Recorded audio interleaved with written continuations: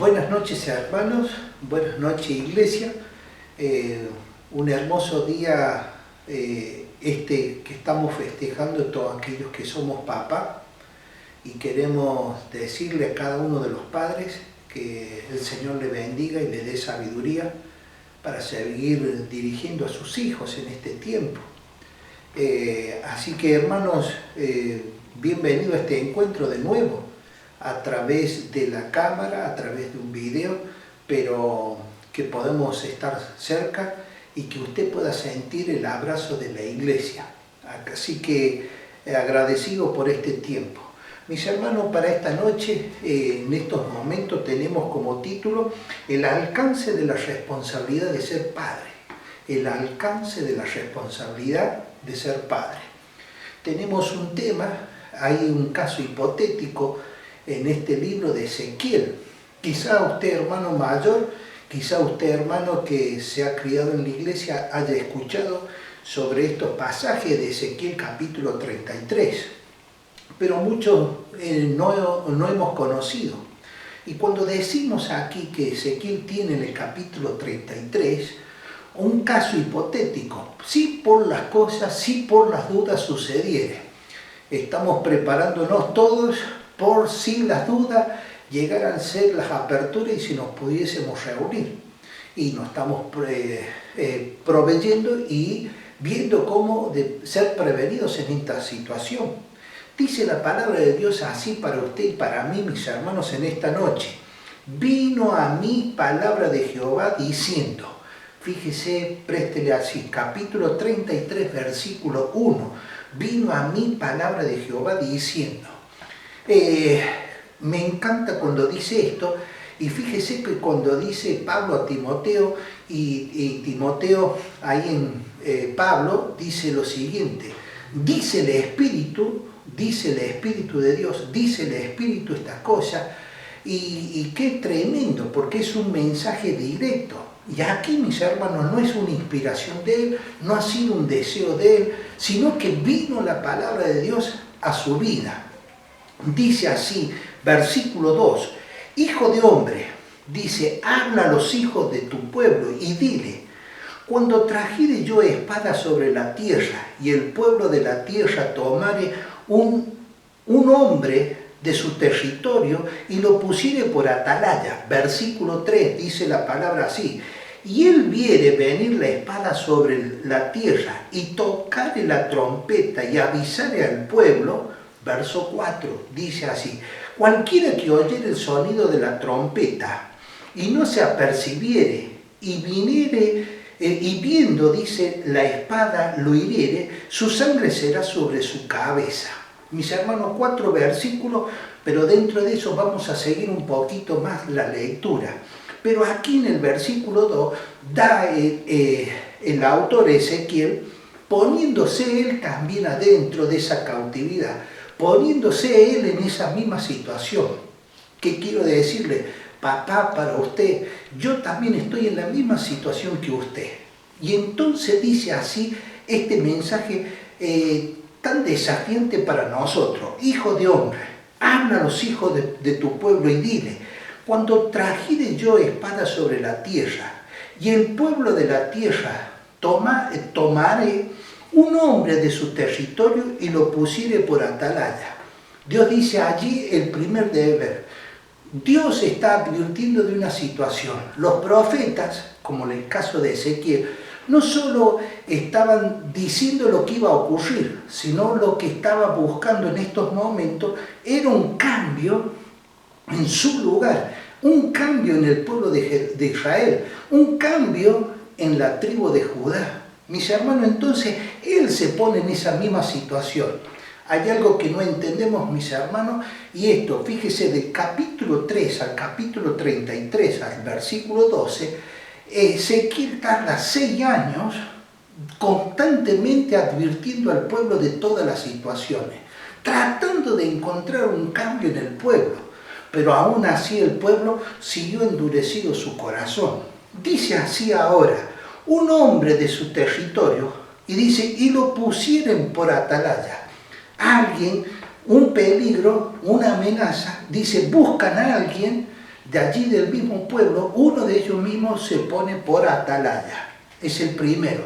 Papá, quiero decirle a usted, y yo me digo a mí mismo, Dios me puso por atalaya en mi hogar. Por eso ese es el desafío. Este es un caso hipotético y dentro de ese caso hipotético eleva Ezequiel y pone esto como en el hipotético al atalaya. El atalaya era un vigilante. El vigilante tenía dos responsabilidades. Esa responsabilidad dar anuncio. Pero era un anuncio y esta es la responsabilidad que tenemos. Y fíjese, versículo 7, que no lo hemos leído, dice así: a ti pues, hijo de hombre, te he puesto por atalaya. Acá viene la doble responsabilidad. Yo tengo una responsabilidad como atalaya dentro de mi hogar y tengo como responsabilidad de ser atalaya delante de Dios. Doble responsabilidad. Mis hermanos, cuando hice el servicio militar, estábamos de imaginaria, estábamos de centinela, es la misma palabra que atalaya, centinela.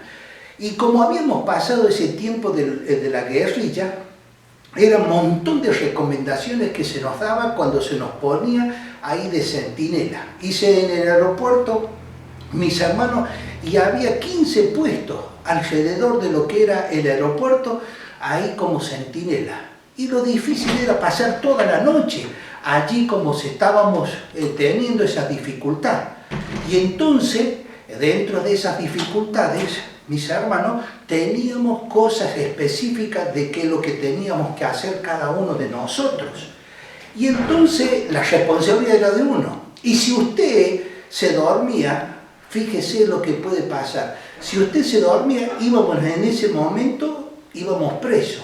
Pero en algunas ocasiones y en tiempos difíciles, aún a esos centinelas y esos atalayas les costaría la vida por no haber anunciado los peligros.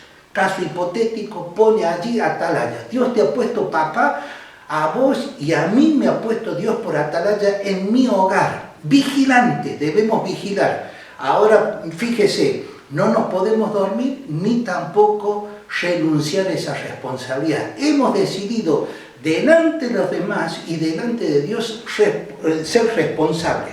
Verso 3 dice así: y él viene venir la espada.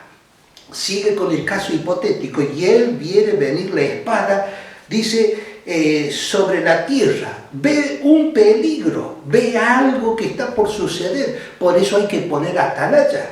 Mi hermano, mi hermana, amigo, amiga que nos escucha en esta noche, fíjese, hay peligros. Dice el apóstol Pablo también allí en Timoteo: vendrán tiempos peligrosos y habrá hombre de esto, y dice tiempos peligrosos. Mi hermano, quiero decirle, papá, a usted, y me digo a mí mismo también, son tiempos peligrosos. Entonces hay amenazas que alrededor de nuestros hogares. Fíjese, usted no se puede ni dormir ni tampoco renunciar a las responsabilidades. Muchas veces nos pasa a nosotros que por mucho afanarnos, por muchos quehaceres que tenemos en la vida, nos olvidamos de esa responsabilidad que tenemos como atalaya. Dice la palabra de Dios, mi hermano, mi amigo, papá, para usted, Salmos 127 y 128 dice lo siguiente, allí tratándose de lo que es el Salmo de la familia: si Jehová no edificare la casa, en vano trabajan los que edifican. Fíjese, usted y Dios como atalaya, usted como atalaya y Dios allí trabajando con usted. Si Jehová no guarda la ciudad, en vano vela la guardia, el centinela. Si usted no está velando con Dios, ¿qué quiero decirle? Esto es el trato personal que usted tiene con Dios. Sus hijos van a estar viendo cómo es usted como atalaya. Dice el versículo 2, por demás que os levantéis de la madrugada, dice, y vayáis tarde a reposar, y que comáis pan de dolores. Qué tristeza es cuando usted vuelve a su casa y sigue comiendo pan de dolores.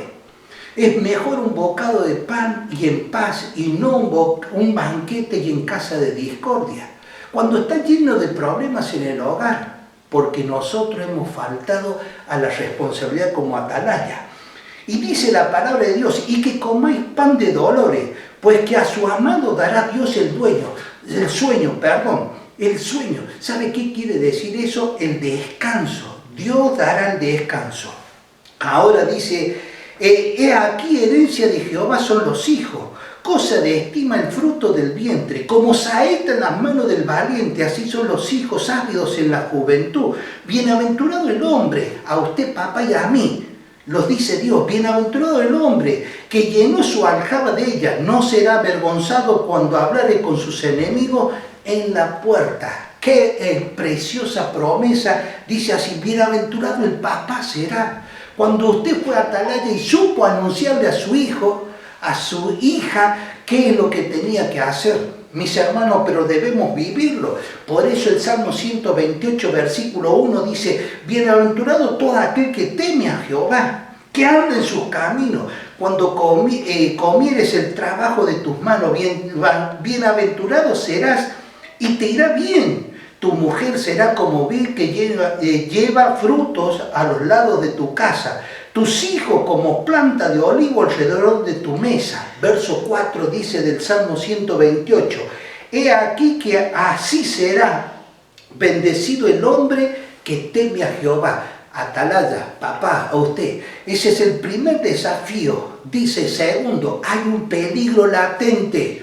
Mis hermanos, dice así en la oración del Señor Jesucristo, mas líbrales del mal o guárdales del mal. Hay un peligro, el mal está alrededor. Es usted, papá, que no se puede dormir. Es usted, papá, que no puede renunciar a la responsabilidad de ser padre. Según tercer punto dice, y él viene venir la espada sobre la tierra y tocare la trompeta. Fíjese, y tocare la trompeta. Mis hermanos, está primero el atalaya. Segundo, hay una amenaza concreta ante nuestros hijos, mis hermanos, ante nuestros hogares. Hay una amenaza concreta. Y segundo, dice, da el aviso. Ahí sí me detengo también, mi hermano, papá, para usted, mamá también, llevamos la responsabilidad, ambos, y dice así, da el aviso, porque hay en el verso 3, y tocarle la trompeta, da el anuncio. Dice el Proverbio capítulo 22, versículo 3, el avisado ve el mal y se esconde, mas los simples pasan y reciben el daño. Hay dos acciones, mis hermanos, en esto, dos tipos de personas, dos tipos de resultados. Dice así, el avisado se esconde. Ahora, ¿cómo debo saber eso en mi hijo? O si está siendo mi hijo simple. Ahora, si usted se durmió, papá, y no se está haciendo el atalaya, ante tantas amenazas que hay en este mundo, atacando los principios de lo que es el cristianismo, los principios de la conducta de un hombre cristiano, mis hermanos, el avisado ve mal y se esconde. ¿En dónde? En la palabra de Dios. ¿En dónde? En Cristo. Por eso, en la hundidura de su peña, en la hendidura de su mano, allí me esconderé. Mis hermanos, el avisado ve el mal, ve lo que le está, mas el simple sigue pasando y tropieza 1, 2 y 3 veces. Si mi hijo se está tropezando, mis hermanos, es porque no le estamos avisando bien. Algo nos está pasando. Papá, quizás soy yo, como padre, que no estoy comunicando bien, sino que le estoy diciendo algo distinto con mis hechos, con mis acciones. Y no le estoy avisando porque yo mismo no estoy temiendo como debo temer. Ahora me encanta, mis hermanos, cuando allí en Génesis capítulo 5, fíjese qué hermoso, usted lo conoce bien y papá, si usted no lo conocía, capítulo 5 de Génesis, versículo 22. Y caminó Enoc con Dios después que engendró a Matusalén. Se encuentra aquí el secreto de lo que es la vida. Mi hermano, mi hermana, para usted, papá, este secreto. Fíjese que caminó Enoc con Dios después que hubo nacido. Parece ser que allí a Enoc le sucedió esto. ¿Y ahora qué hago? ¿Y ahora cómo conduzco esto? Entonces decidió él caminar allí, ¿con quién? con Dios. Y entonces en un momento su hijo Matusalén vio como su papá. Entonces Matusalén caminó en los caminos de Dios. Ahora mi hermano, mi hermana, dice la palabra y dice esto: Enoc caminó después que hubo nacido Matusalén. Muchas veces, mis hermanos, nos quejamos, o muchas veces, mis hermanos, hablamos de la herencia que le fue dada a usted, de la herencia que le da, no, la herencia que hemos recibido.